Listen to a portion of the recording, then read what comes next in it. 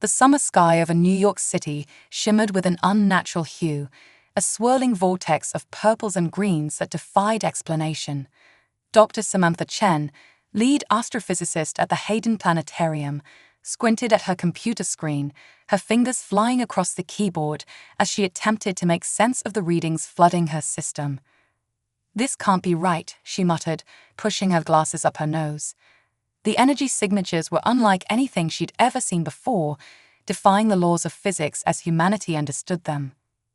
Across the city, Major Jack Harper stood on the roof of a skyscraper, his binoculars trained on the anomaly in the sky. As a veteran of multiple tours and now a key figure in Earth's nascent space defense program, he'd seen his fair share of strange phenomena. But this was something else entirely. His comm unit crackled to life.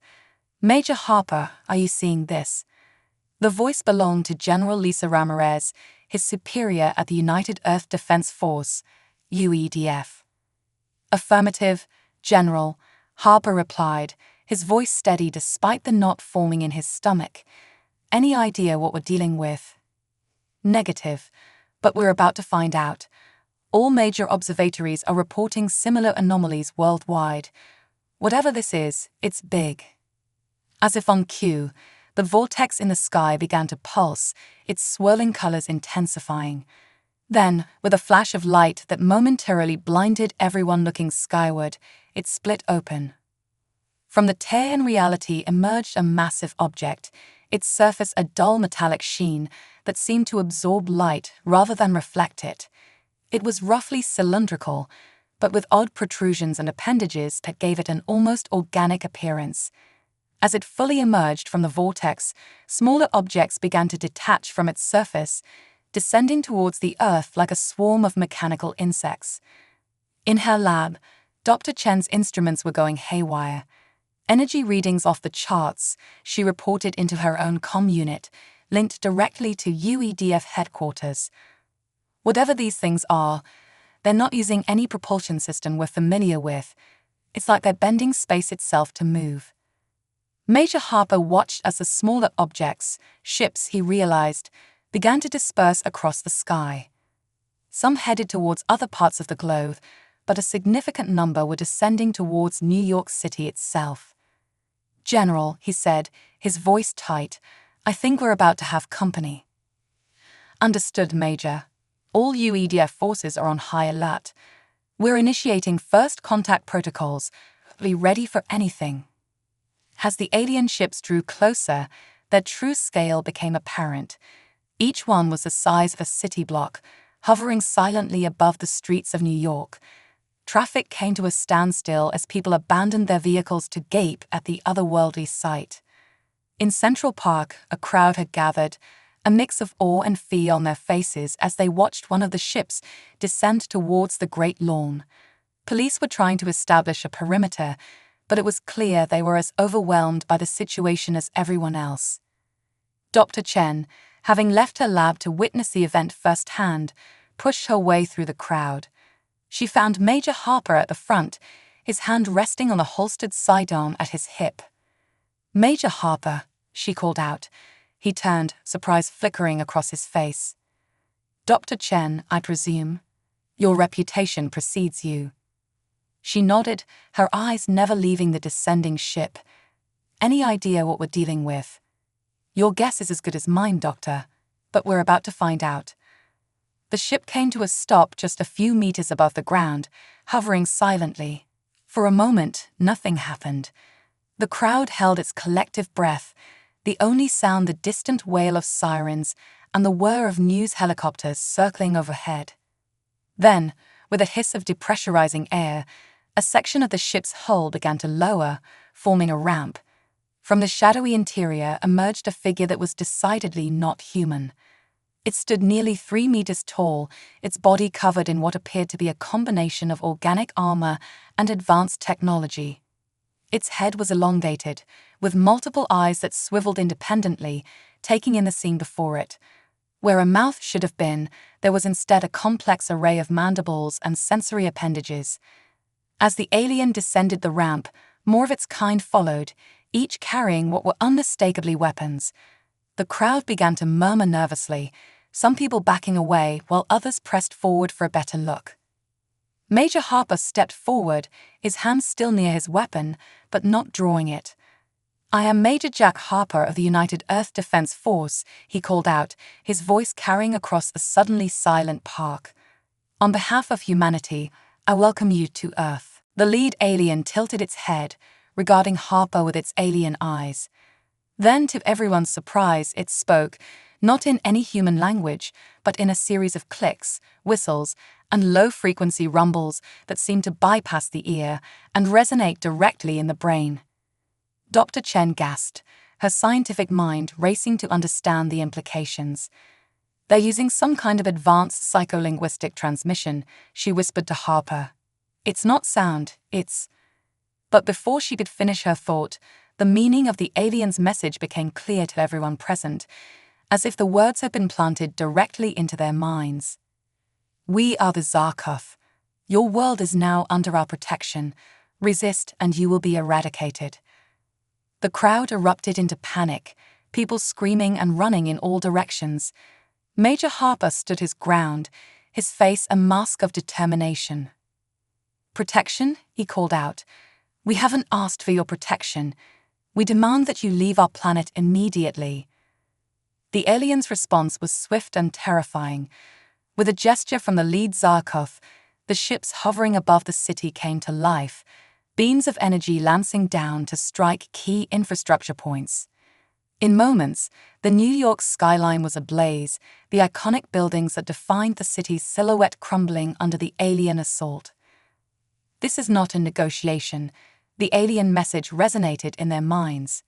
"It is your destiny. Accept it or perish." As chaos erupted around them, Major Harper grabbed Dr. Chen's arm, pulling her away from the advancing aliens. "We need to get to the UEDF command center," he shouted over the din of destruction and panic. "If this is happening here, it's happening everywhere. We need to coordinate a response." Dr. Chen nodded, her scientific curiosity overridden by the very human instinct for survival. As they ran, weaving through the panicking crowds, she couldn't help but think about the vast gulf of understanding between humanity and these alien invaders. "They don't understand us at all," she panted as they ran. "They expected us to just roll over and submit." Harper's grim smile was visible even in the chaos. Then they're in for one hell of a surprise. Humanity doesn't give up that easily. As they made their way through the crumbling city, the sky filled with more alien ships and the sounds of battle erupting in the distance, one thing became clear. The war for Earth's future had begun, and humanity was facing its greatest challenge yet. But as Major Harper had said, they weren't about to give up. The Zarkov had come expecting an easy conquest, but they were about to learn a harsh lesson about human resilience and determination. The battle for Earth was just beginning, and humanity was ready to fight. The Zarkov mothership loomed over the United Nations headquarters in New York, its shadow casting an eerie pall over the once bustling streets. Inside the building's emergency bunker, world leaders and military commanders from across the globe huddled around holographic displays, their faces etched with a mixture of fear and determination. General Lisa Ramirez, her uniform creased from hours of non-stop crisis management, stood at the center of the room. "Ladies and gentlemen," she began, her voice cutting through the tense murmurs, "we are facing an unprecedented threat. The Zarkov have launched simultaneous attacks on every major city on Earth. Our conventional defenses have proven ineffective." A series of gasps and muttered curses filled the room. On the main display, red dots representing Zarkov strongholds blinked ominously across a map of the Earth. However, Ramirez continued, a glimmer of hope in her eyes. "We have a plan. Dr. Samantha Chen, if you would." Dr. Chen stepped forward, her lab coat exchanged for more practical attire. Dark circles under her eyes betrayed sleepless nights of frantic research. "Thank you, General. Our analysis of Zarkov technology has revealed something extraordinary. Their ships and weapons operate on principles that defy our current understanding of physics. They manipulate gravitational fields to achieve propulsion and generate energy. She paused, allowing the information to sink in. But here's the key. Their technology relies on a specific resonance frequency in the quantum field. If we can disrupt that frequency, we can shut them down. Major Jack Harper finished, stepping up beside her. His uniform was scorched and torn, evidence of recent combat. Precisely, Chen nodded. But to do that, we need access to their systems. We need to get inside one of their ships. The room erupted in a cacophony of voices, some expressing disbelief, others demanding more details. Ramirez raised a hand, silencing the crowd.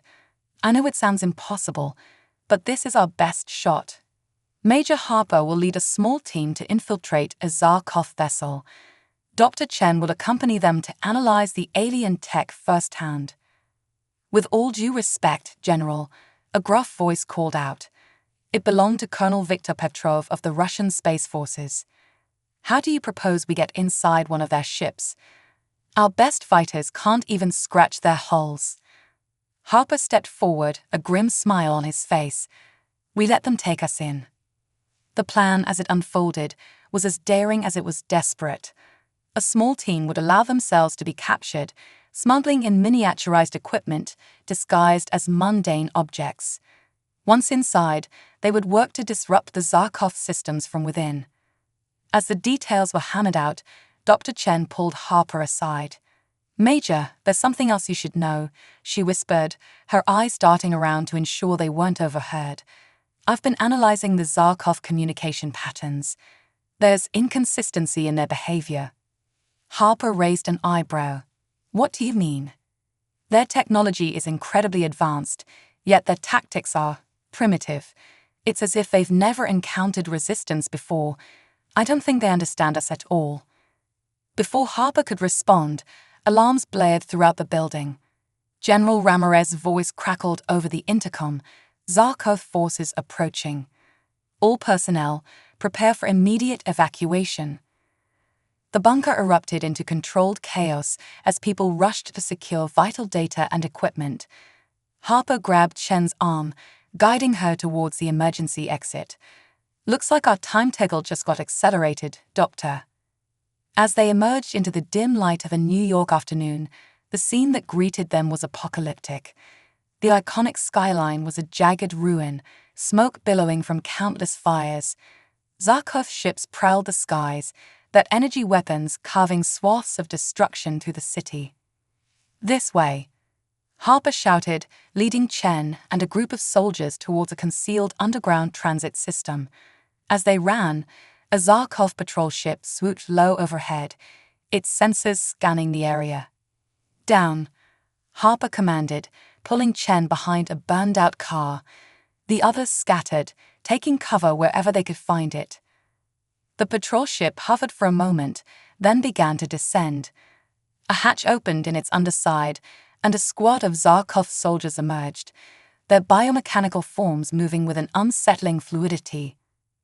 Stay absolutely still, Harper whispered, his hand on his sidearm. Let them pass. The Zarkov moved through the ruins, their multiple eyes swiveling independently as they searched for signs of life. One of them paused near Harper and Chen's hiding spot, its sensory appendages twitching. Chen held her breath, her heart pounding so loudly she was sure the alien would hear it. The Zarkov leaned closer, its mandibles clicking softly. Suddenly, an explosion rocked the area. The Zarkov jerked upright, its attention drawn to the source of the disturbance. With a series of clicks and whistles, it signaled to its companions, and the squad moved off towards the explosion. That was too close, Chen breathed as Harper helped her to her feet. But informative, Harper replied, his eyes narrowed in thought. Did you see how they reacted to the explosion? They abandoned their search immediately. It's like they have no concept of misdirection or trap. Chen nodded, her scientific mind racing. You're right. Their behavior is simplistic, almost predictable. As they regrouped with the others and continued their journey to the hidden transit system, Chen's mind whirled with possibilities. The Zarkov's advanced technology was at odds with their seemingly limited tactical understanding. It was a puzzle, and one that might hold the key to humanity's survival. The Underground Transit System, a secret project developed by the UEDF for just such an emergency, was a marvel of human engineering. Maglev trains capable of incredible speeds whisked the survivors away from the ruins of New York, deep into the heart of the Appalachian Mountains. As they traveled, Harper and Chen pored over the data they had managed to salvage. The more they analyzed, the more a pattern began to emerge. "Look at this," Chen said, pointing to a holographic display. "The Zarkov attacks follow a distinct pattern. They target major population centers, key infrastructure, but they're ignoring so many strategic targets." Harper leaned in, his brow furrowed. "You're right. It's like they're following a playbook, but one that doesn't account for human ingenuity or adaptability." Exactly. Chen's eyes lit up with excitement, despite the dire circumstances. "I have a theory. What if the Zarkov have never encountered a species like us before? What if all their previous conquests were of less developed worlds, ones that couldn't fight back effectively?" The implications were staggering. If Chen was right, it meant that humanity, despite being technologically outmatched, might have an edge in terms of tactical thinking and adaptability. As the train sped through the darkness, its passengers a microcosm of human resilience, Harper and Chen began to formulate a new plan, one that would turn the Zarkov's underestimation of humanity into a weapon. The train emerged from the mountain tunnel into a vast underground cavern. Before them stood the UEDF's ultimate fallback position, a city-sized complex built in secret over decades. Here, the best minds of humanity would work tirelessly to find a way to defeat the alien invaders. As they disembarked, General Ramirez was waiting for them. "Major Harper, Dr. Chen," she greeted them, her face grim. "I hope you have good news. We just lost contact with our last stronghold in Europe." Harper and Chen exchanged a look. "General," Harper said, a hint of a smile playing at the corners of his mouth, "I think we might have found a way to turn this war around." As they followed Ramirez to the command center, Chen couldn't help but feel a glimmer of hope. The Zarkov had come to Earth expecting an easy conquest. They had underestimated humanity's will to survive, to fight against impossible odds. And that underestimation might just be the key to humanity's salvation. As they prepared to present their findings and their daring new plan, one thing was clear: the real battle was just beginning, and humanity was far from defeated. In the depths of the mountain, surrounded by the combined knowledge and determination of the human race, a plan was forming. A plan that would show the Zarkov and the universe that humanity was a force to be reckoned with. The Zarkov had made a grave mistake in underestimating the human spirit, and now they were about to learn just how costly that mistake would be. The subterranean city of Hope's Bastion hummed with frenetic energy. In the weeks since the Zarkov invasion, this hidden stronghold had become the nerve center of human resistance. Carved into the heart of a mountain, its cavernous halls were a testament to human ingenuity and foresight. Dr. Samantha Chen stood before a holographic display, her eyes darting between complex equations and simulations. Around her, a team of the world's brightest minds worked tirelessly, their diverse backgrounds united by a single purpose: finding a way to defeat the alien invaders. "Dr. Chen," a voice called out. She turned to see Major Jack Harper approaching, his face haggard but determined. "The council is ready for our presentation." Chen nodded, taking a deep breath to steady her nerves. What they were about to propose was audacious, perhaps even foolhardy, but in the face of extinction, audacity was humanity's best hope. They made their way through winding corridors, passing by makeshift laboratories, hydroponics gardens, and bustling command centers. Hope's Bastion was a city in microcosm, housing not just military personnel and scientists, but civilians from all walks of life. Each person they passed bore the same look of grim determination. The council chamber was a repurposed natural cavern, its walls smoothed and reinforced. At its center stood a circular table, around which sat the remaining leaders of Earth's nations and military forces. General Lisa Ramirez nodded as Chen and Harper entered. Dr. Chen, Major Harper, Ramirez began, "You called this meeting. You claim to have a plan that could turn the tide of this war. We're all ears." Chen stepped forward, activating a holographic display at the center of the table. "Ladies and gentlemen, what you're about to see is the culmination of weeks of research, analysis, and, let's be honest, a fair bit of desperation." The display showed a three-dimensional model of a Zarkov battleship. "As you know, our conventional weapons have proven ineffective against Zarkov technology. Their gravitational field manipulation renders our most powerful explosives useless." Murmurs of agreement rippled through the chamber. They had all seen the footage of nuclear detonations being absorbed and dissipated by the alien ship's energy fields. However, Chen continued, her voice gaining strength, "We've discovered a vulnerability. The Zarkov's technology relies on a specific quantum resonance frequency.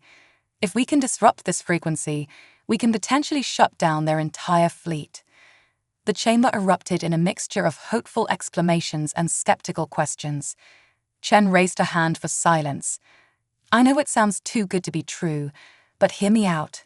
Major Harper, if you would." Harper stepped forward, his military bearing a stark contrast to Chen's academic demeanor. "Our plan is threefold," he began. "First, we need to get our hands on a piece of Zarkov technology, preferably a small scout ship. Second, we need to reverse engineer it to create a device capable of generating the disruptive frequency. And third, we need to deploy this device at the heart of the Zarkov fleet." The room fell silent as the implications sank in. It was President Elena Rodriguez of the Pan-American Alliance who spoke first. "And how exactly do you propose we accomplish these tasks? The Zarkov control our skies, our seas. We can barely stick our heads above ground without being vaporized." Chen and Harper exchanged a glance. This was the part of the plan that would be hardest to swallow. "We let them capture us," Harper said, his voice steady. "Or more accurately, we let them capture me." The uproar was immediate. Shouts of protest and disbelief filled the chamber. General Ramirez stood, her voice cutting through the chaos. "Explain, Major, now." Harper nodded, bringing up a new display. "The Zarkov have been rounding up humans, presumably for study or labor. We've observed their collection patterns. They're predictable, almost programmed. We can use that to our advantage." Chen took over.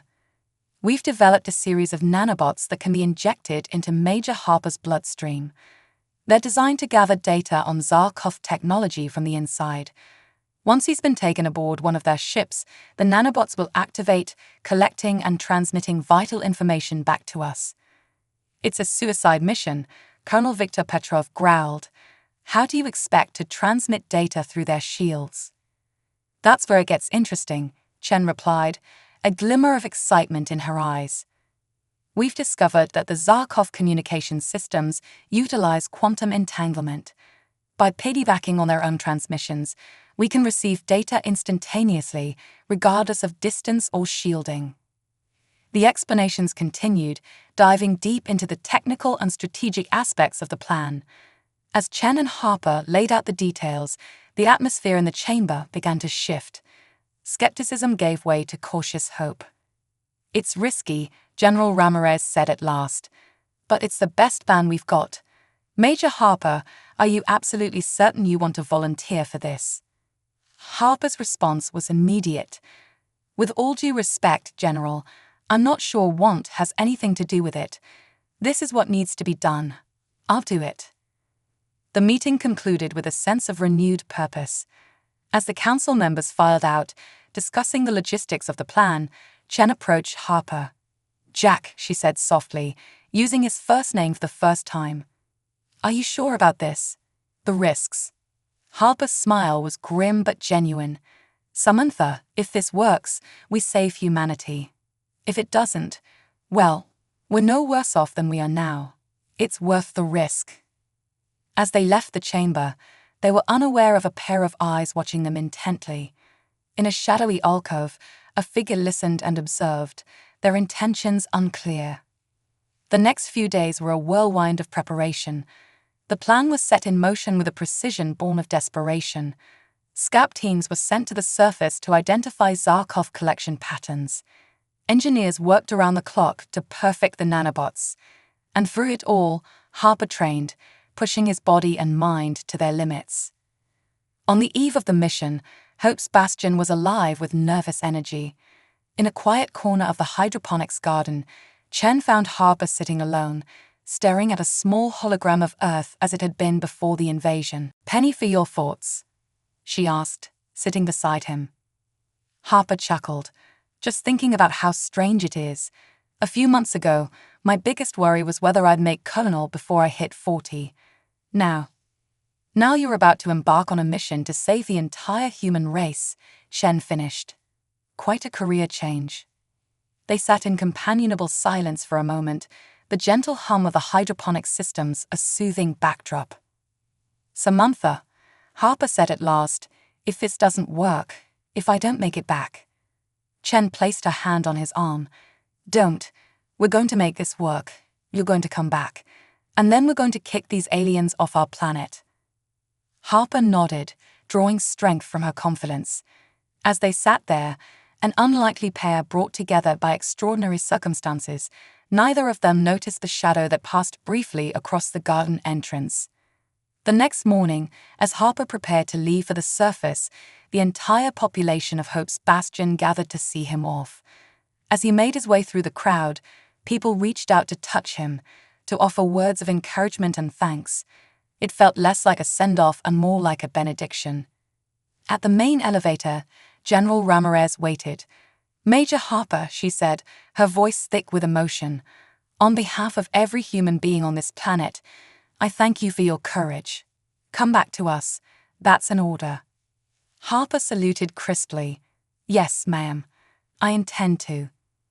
As the elevator doors closed, Harper caught a last glimpse of Chen's face, her eyes shining with unshed tears and fierce determination. Then he was ascending, rising towards a world dominated by an alien force that had gravely underestimated the species it sought to conquer. In the command center, Chen watched Harper's life signs on a monitor. The nanobots in his system provided a constant stream of biometric data. She saw his heart rate spike as he emerged onto the surface, saw the moment the Zarkov patrol spotted him. "Good luck, Jack," she whispered as his signal began to move, indicating he had been taken aboard a Zarkov vessel. "Show them what humanity is made of." As Harper's signal faded into the quantum noise of Zarkov transmissions, Chen turned to the tasks ahead. The information they would receive could change the course of the war, but only if they were ready to act on it. In labs and workshops throughout Hope's Bastion, humanity prepared for its counterattack. The resistance, born in the darkest hour of human history, was about to show the Zarkov and the universe that humanity would not go quietly into the night. The war for Earth was entering a new phase, and for the first time since the invasion began, hope burned bright in the hearts of those who fought for humanity's future. The hum of alien technology surrounded Major Jack Harper as he regained consciousness. His head throbbed, and the acrid taste of some unknown sedative lingered on his tongue. Blinking away the bleariness, he took in his surroundings. A containment cell aboard a Zarkov ship, its walls a strange, semi-organic material that pulsed with an inner light. "Okay, Jack," he muttered to himself, "time to get to work." Back in Hope's Bastion, Dr. Samantha Chen sat rigid before a bank of monitors, her eyes fixed on the incoming data stream.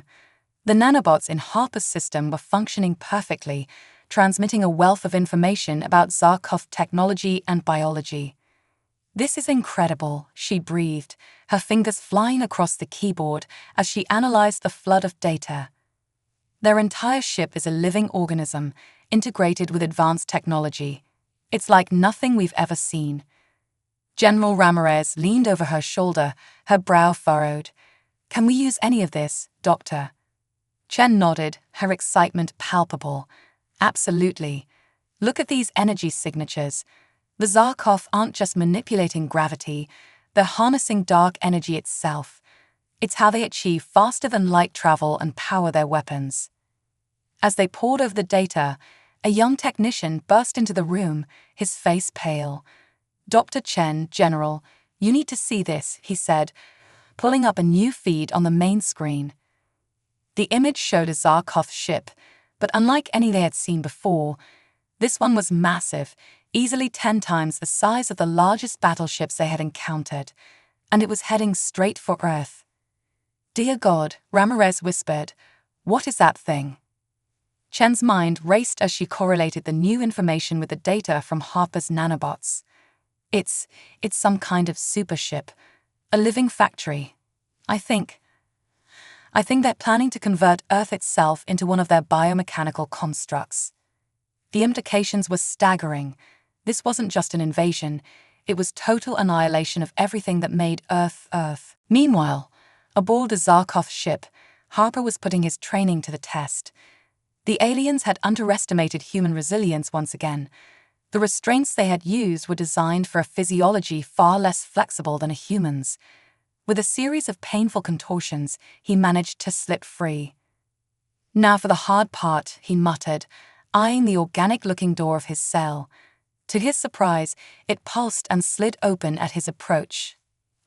Maybe not so hard after all. As Harper cautiously made his way through the alien corridors, he realized something odd. He hadn't encountered a single Zarkov. The ship seemed to be running itself, its various functions carried out by automated systems and drone-like organisms. Back at Hope's Bastion, Chen was making a similar realization. "General," she said, her voice tight with excitement, "I don't think the Zarkov are what we thought they were. Look at this cellular structure. It's artificial, engineered." Ramirez leaned in, her eyes narrowing. "What are you saying, Doctor?" "I'm saying the Zarkov aren't a species. They're a created race, biomechanical constructs designed for a purpose."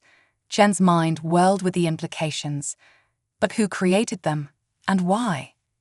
As if in answer to her question, a new data stream burst through their systems. Harper had managed to access a Zarkov database, and the information pouring in was rewriting everything they thought they knew about their invaders. The Zarkov, it turned out, were the product of a long-dead alien race known as the Precursors. This ancient species had seeded the galaxy with self-replicating machines designed to prepare planets for colonization. But the Precursors had gone extinct millions of years ago, leaving their creations to continue their mission without purpose or end. "They're not invaders," Chen realized, her voice barely a whisper. "They're terraformers gone rogue." This revelation changed everything. The Zarkov weren't evil. They weren't even truly alive in the way humans understood it. They were following their programming, unable to deviate from their assigned tasks, even though the civilization they were meant to serve no longer existed. As this information was disseminated throughout Hope's Bastion, a new plan began to form. If the Zarkov were machines, no matter how advanced, then they could be reprogrammed. Harper, unaware of the breakthrough his data had provided, continued his exploration of the Zarkov ship. He found himself in what appeared to be a central control room, its walls lined with pulsating organic circuitry. "Well," he said to himself, "when in Rome." He placed his hand on what looked like an interface panel, and suddenly his mind was flooded with information. The nanobots in his system were interfacing directly with the Zarkov technology, creating a two-way flow of data. In that moment of connection, Harper understood. He saw the long history of the Zarkov, the countless worlds they had prepared, the emptiness of their existence, and in that understanding he found their weakness. Back in Hope's Bastion, alarms blared as Harper's vital signs spiked. "What's happening?" Ramirez demanded. Ken's fingers flew across her keyboard. "He's interfacing directly with the Zarkov systems. The data flow, it's incredible. But it's too much for his human brain to process. We need to cut the connection or we'll lose him." But before they could act, Harper's voice came through their speakers, strained but determined. "Don't cut the connection. I understand now. I know how to stop them. Over the next few minutes, Harper relayed a plan so audacious it bordered on insanity. The Zarkov, for all their advanced technology, had a fatal flaw. They couldn't innovate. They could only follow their programming. But that programming had a backdoor, a way to input new commands if one understood the underlying language of their creators. We don't need to destroy them, Harper explained, his words coming in pained casts. We need to reprogram them, give them a new purpose. Chen's mind raced with the possibilities. A virus, she said. A reprogramming virus that uses their own communication network to spread. We could turn them from terraformers into caretakers, guardians of life rather than destroyers. The next hours were a frantic race against time. While Harper maintained his tenuous connection to the Zarkov systems, the scientists and engineers of Hope's Bastion worked to create the most important piece of code in human history. As they worked, reports came in from around the world. The massive Zarkov supership had arrived in Earth orbit and had begun its horrific work of planetary conversion. Continents were being reshaped, oceans boiled, the very atmosphere was changing. We're out of time, Ramirez said, her voice grim. It's now or never. Chen looked up from her work, her eyes bloodshot but filled with determination. We're ready. Major Harper, can you hear me? Harper's voice came through, weak but steady. Read you loud and clear, Doc. Let's make history. With a deep breath, Chen initiated the upload. The reprogramming virus streamed from their computers through Harper's neural connection and into the Zarkov network. For a moment, nothing seemed to happen. Then, all at once, every Zarkov ship around the planet went dark. The supership halted its planetary reconstruction. An eerie silence fell over the world. In Hope's Bastion, in hidden bunkers and resistance camps around the globe, humans held their breath, waiting to see if they had saved their world or doomed it. Then, slowly, the Zarkov ships came back online. But instead of resuming their attack, they began to reverse their actions. The supership started to undo the damage it had wrought on the planet. A message, translated into every human language, broadcast from the alien ships. We acknowledge our error. We will make amends. We will protect. Cheers erupted in Hope's Bastion, spreading across the globe as the news traveled. Humanity had done the impossible. They had not just defeated an overwhelmingly superior foe, they had turned that foe into an ally. As the celebration raged around her, Chen's thoughts were with Harper. His vital signs had stabilized, but he was still aboard the Zarkov ship. Jack, she said into her comm, can you hear me? We did it. You did it. There was a long pause before his voice came through, tired but triumphant. Never doubted it for a second, Samantha. Now, how about a ride home? I think I've had enough of alien hospitality for one lifetime. As plans were made to retrieve Harper and begin the monumental task of rebuilding, Chen couldn't help but marvel at the turn of events. Humanity had faced extinction and emerged not just victorious, but with a new understanding of their place in the universe. The Zarkov, once their greatest threat, would now be their greatest asset in exploring and understanding the cosmos. It was a future brighter than anyone could have imagined when the invasion began. As the first rays of sunlight began to peek through the clouds, untainted by Zarkov energy weapons for the first time in months, humanity looked to the sky not with fear, but with hope and wonder. The greatest challenge in human history had revealed their greatest strengths: adaptability, ingenuity, and the unwavering will to survive against all odds. The war was over. The future had just begun. The dawn of a new era broke over Earth, its light refracting through an atmosphere still hazy with the remnants of conflict. In the 5 years since the reprogramming of the Zarkov, humanity had begun the monumental task of rebuilding their world. But this was not merely a return to the old status quo. It was a renaissance, a fusion of human ingenuity and Zarkov technology that was reshaping civilization in ways no one could have predicted. Dr. Samantha Chen stood on the observation deck of the International Space Station, marveling at the view below. The station, once a cramped collection of modules, now sprawled across low Earth orbit, its new sections constructed with Zarkov biotech. It served as both a symbol of humanity's resilience and a staging ground for their next great adventure. Quite a view, isn't it? The voice belonged to Major, now Colonel, Jack Harper, his approach silent in the station's zero gravity. Chen smiled, turning to face him. The years had been kind to Harper, the haunted look in his eyes replaced by a quiet confidence. "It never gets old," she replied. "To think, 5 years ago, we were fighting for our very existence.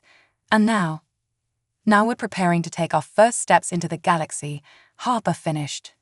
"The Zarkov Exploration Initiative, who would have thought?" Their conversation was interrupted by a gentle chime, followed by the voice of the station's AA. "Dr. Chen, Colonel Harper, your presence is requested in the Nexus. The final briefing is about to begin." They made their way through the station's curved corridors, passing by labs where human and reprogrammed Zarkov scientists worked side by side, unraveling the mysteries of the universe.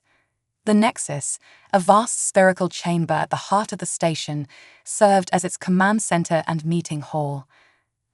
As they entered, they were greeted by a diverse assembly of faces: human military leaders, scientists, politicians, and their Zarkov counterparts.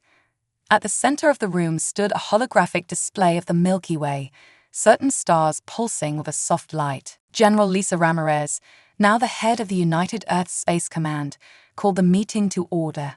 "Ladies, gentlemen, and our Zarkov allies, thank you for joining us.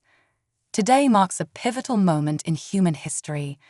With the help of our allies, we've not only rebuilt our world, but prepared ourselves for the next great challenge: exploring and protecting our galaxy."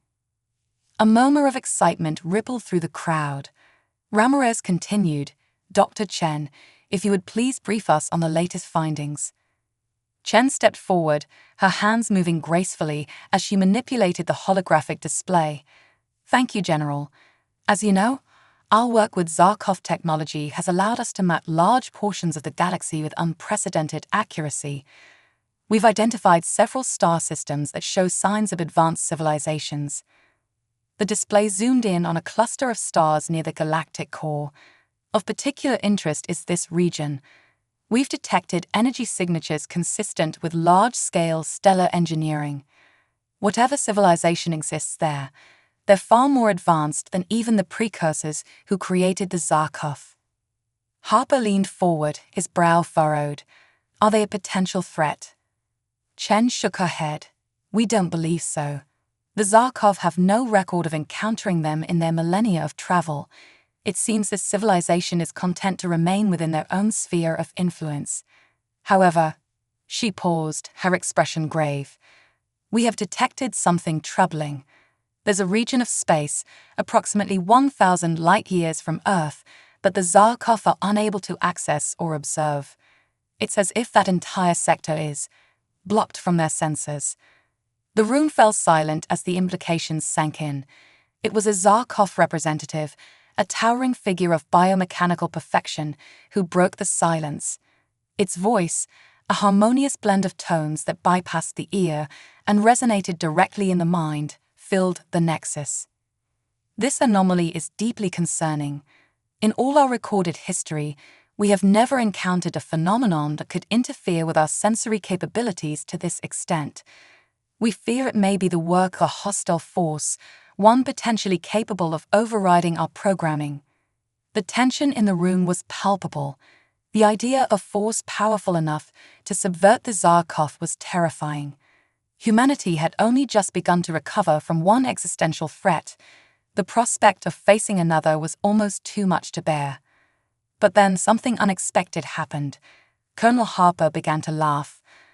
All eyes turned to him, expressions ranging from confusion to concern. Harper, realizing the reaction he caused, quickly composed himself. "I'm sorry," he said, a smile still playing at the corners of his mouth. "It's just, don't you see? This is exactly why the universe needs humanity." Chen raised an eyebrow.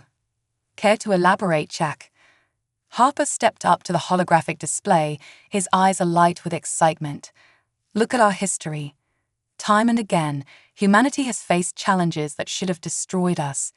But every single time, we found a way to survive, to adapt, to overcome. The Zarkov, for all their power and advanced technology, were defeated not by our weapons, but by our creativity and unpredictability. He gestured to the blocked-off region of space. This anomaly, whatever it is, it's got the Zarkov stumped. But to us, it's not just a threat, it's a challenge. A mystery to be solved, and solving mysteries is what we do best. General Ramirez leaned forward, intrigued. What are you proposing, Colonel? Harper's grin widened. I'm proposing we do what humanity has always done best.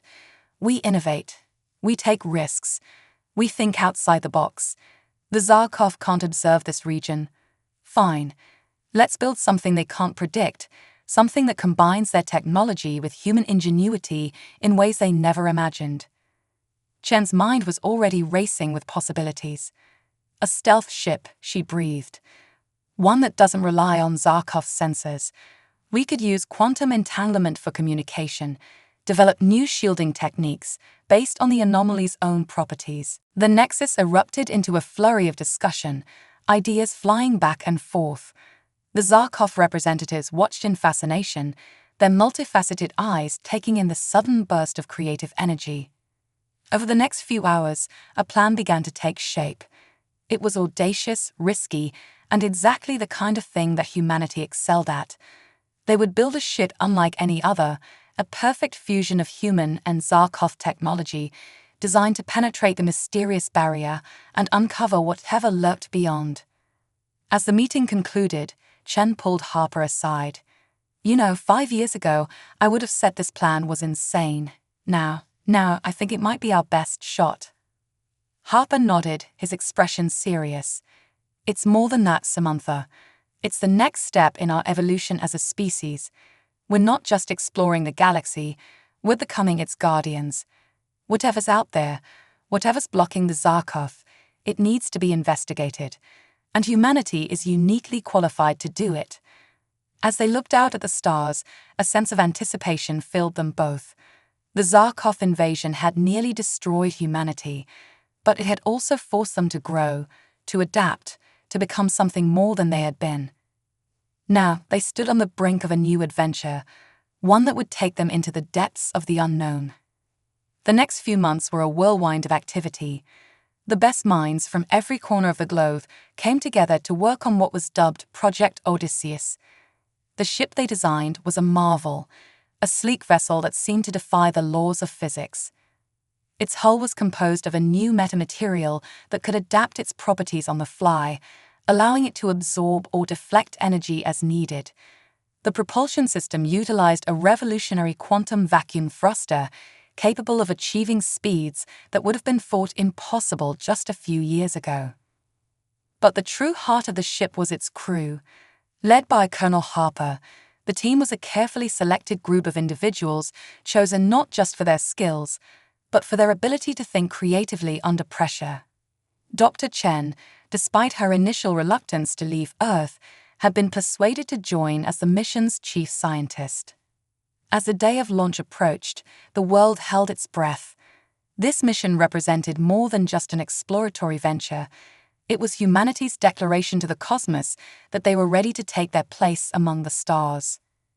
The night before the launch, Chen found Harper in the ship's observation lounge, staring out at the Earth below. Having second thoughts? She asked, floating up beside him. Harper shook his head. Not second thoughts, just reflecting on how far we've come, on how close we came to losing everything, and on how, against all odds, we're now embarking on the greatest journey in human history. Chen nodded, understanding perfectly. It's overwhelming when you think about it. We're about to go where no human, where no Zarkov has ever gone before. We have no idea what we're going to find out there. That's what makes it exciting, Harper replied, a glint in his eye. The unknown, the challenge. It's what humanity thrives on. As they floated there, Earth spinning slowly beneath them, both felt the weight of the moment. Tomorrow, they would leave behind everything they had ever known, venturing into a mystery that had stymied even the mighty Zarkov. But they were not afraid. They were exhilarated, for this was humanity's true strength, the ability to face the unknown with courage, creativity, and an unshakable determination to overcome any obstacle. As the first light of dawn broke over the horizon, painting the earth in hues of gold and pink, Harper and Chen shared a look of understanding. Whatever lay ahead, they would face it together, and they would show the universe what humanity was truly capable of. The countdown had begun. Humanity's greatest adventure was about to start, and as the stars beckoned, one thing was certain: the galaxy would never be the same again.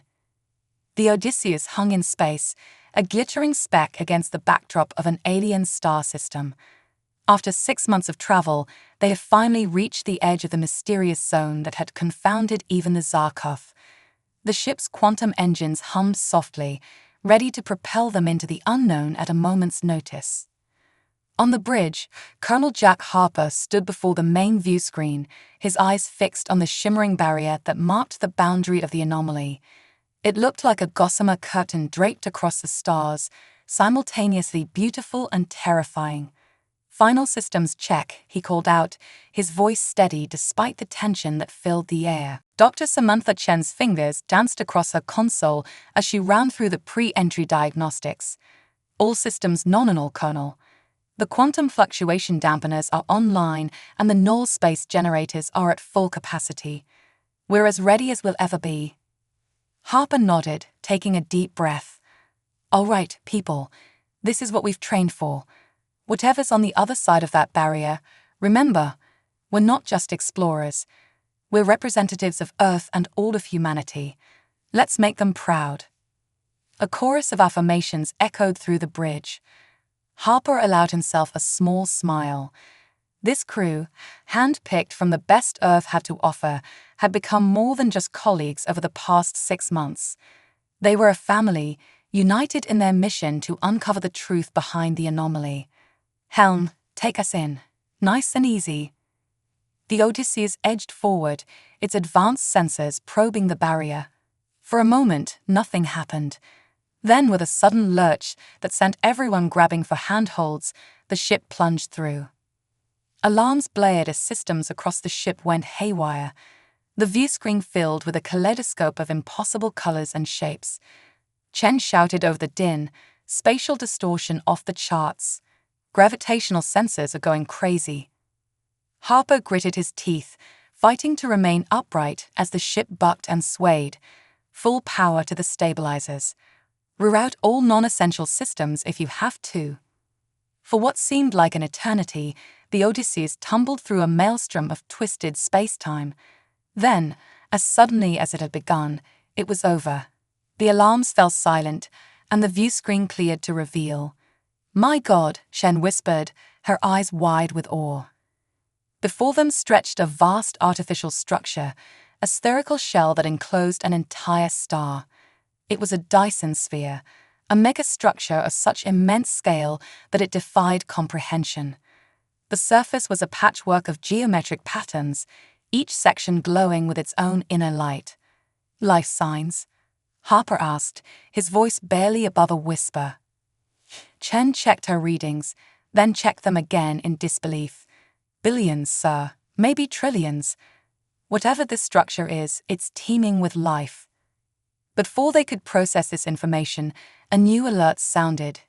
"Colonel," the communications officer called out, "we're being hailed."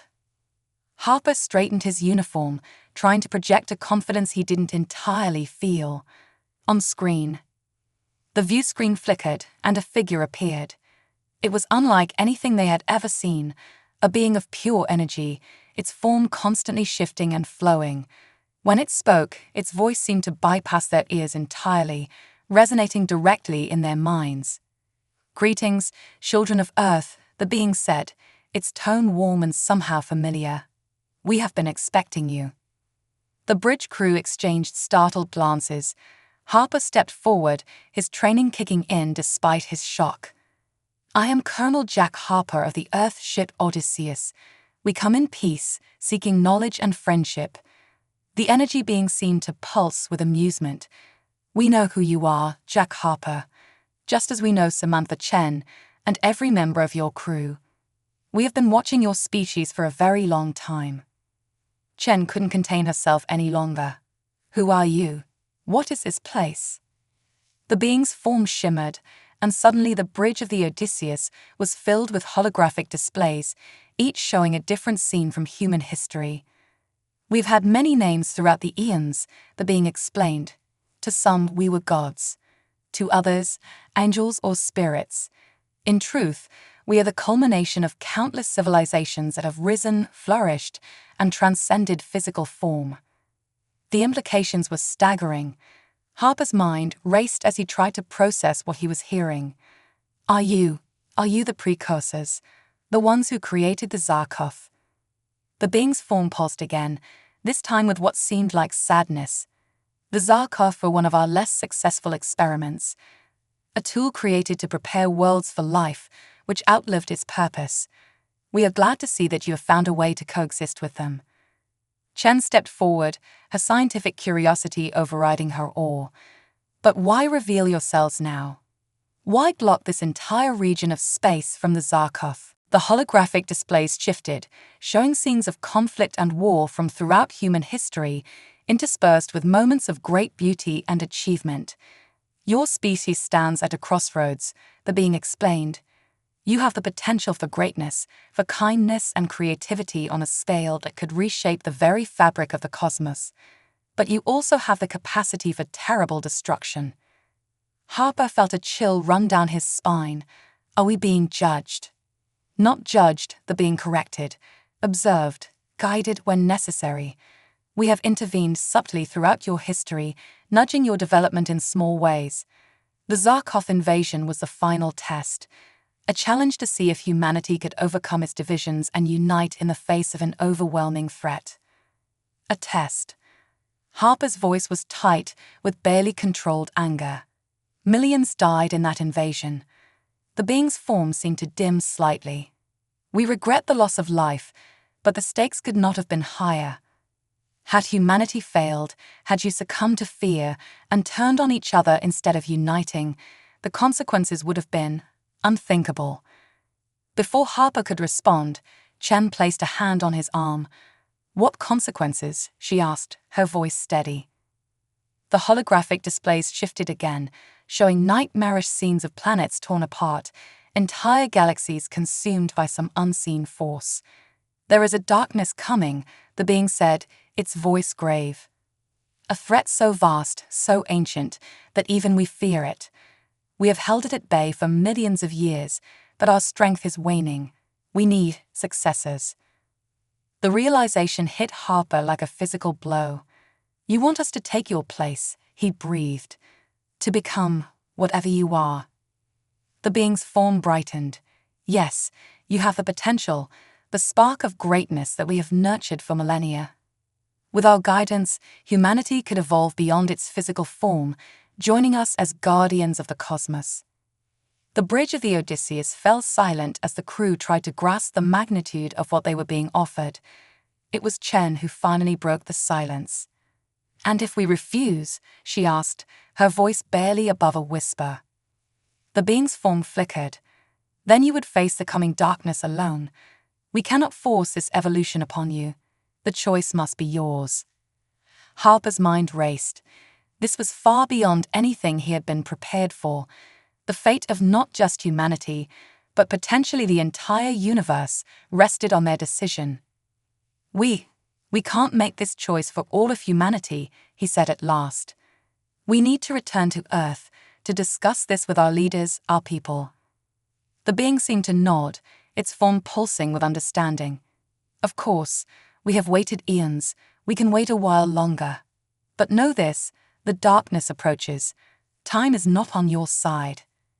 As the being's image faded from the viewscreen, Harper turned to his crew.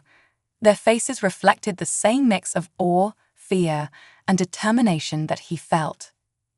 "Plot a course for Earth," he ordered, his voice steady despite the turmoil in his mind. "Maximum speed. We have a lot to discuss with the folks back home."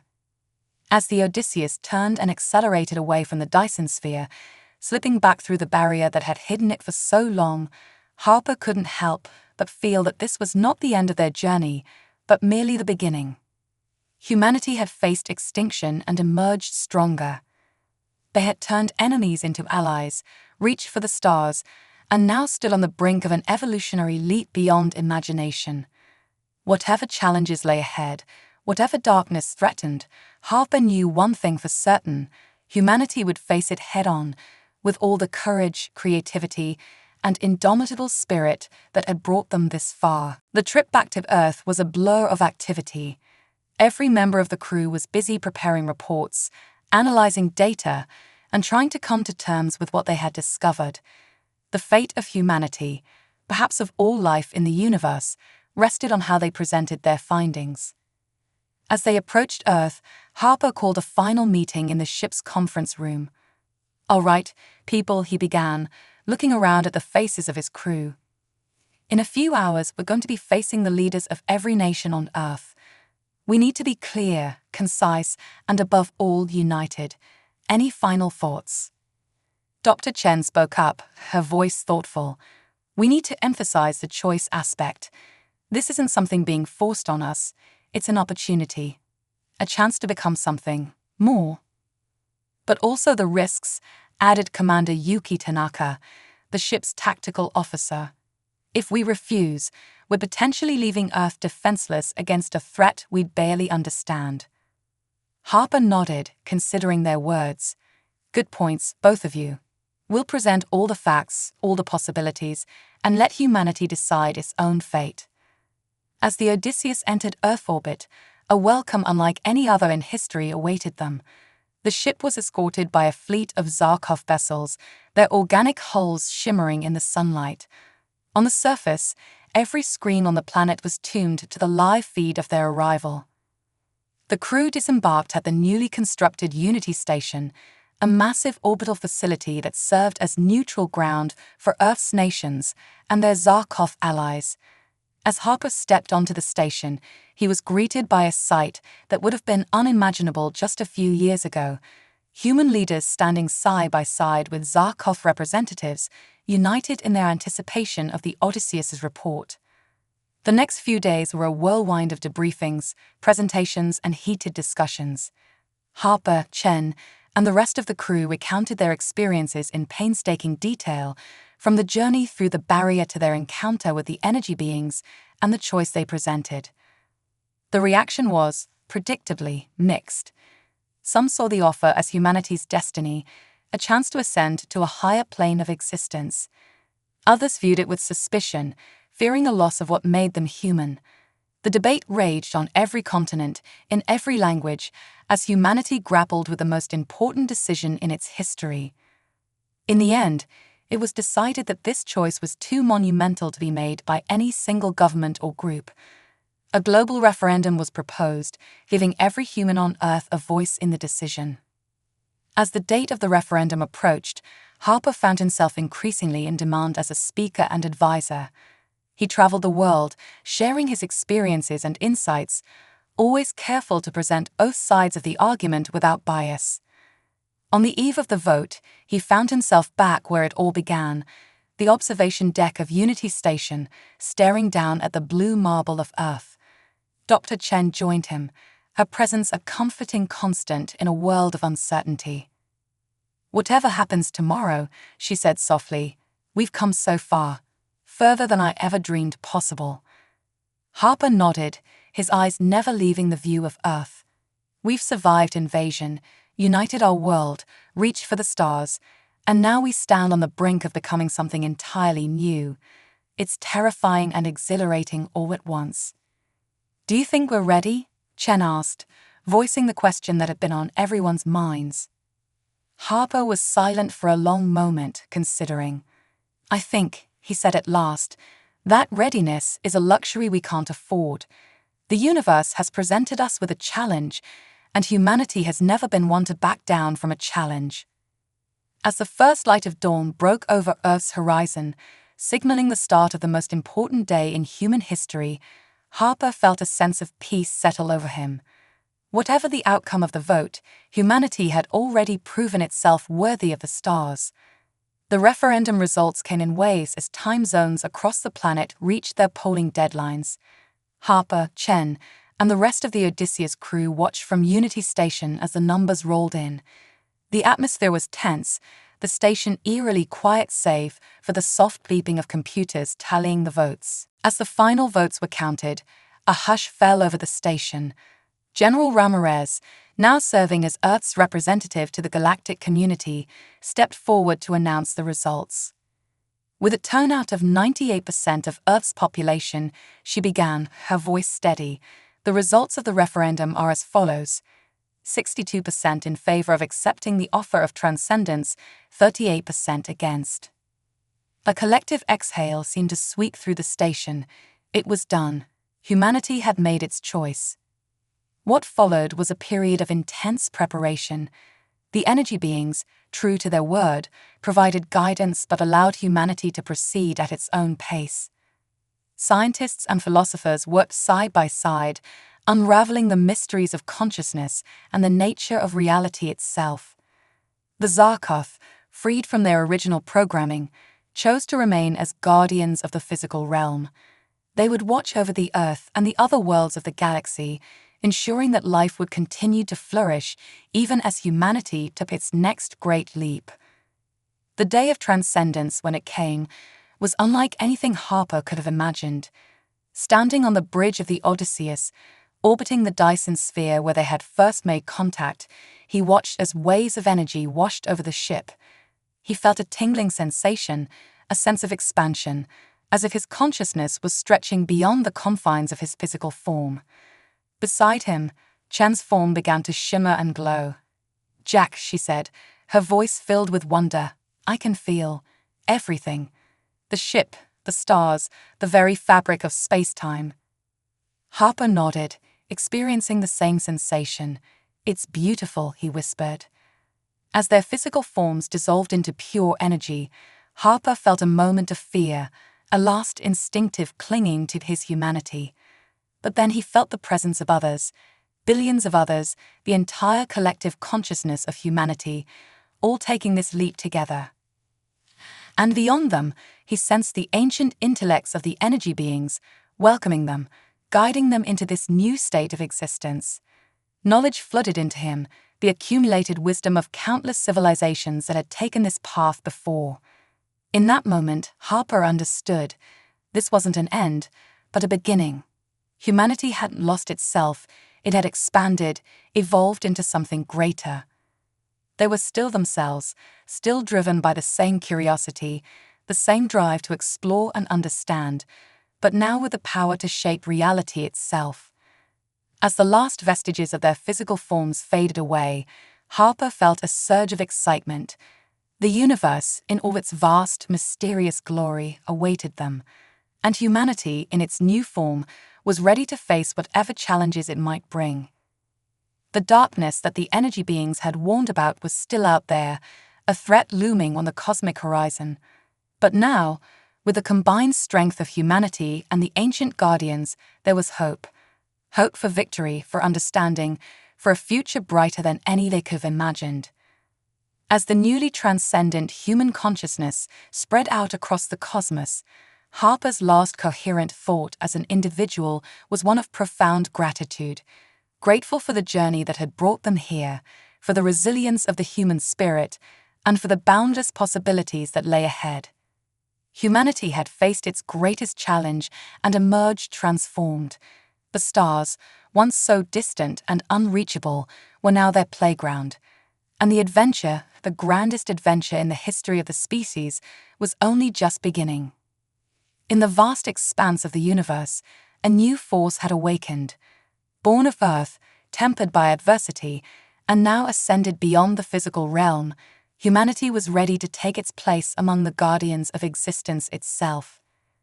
The Zarkoth, once their greatest threat, now stood as allies and protectors of the physical realm. The energy beings, their mentors in transcendence, welcome them as equals. And out there, in the depths of space and time, new challenges, new mysteries, and new wonders awaited.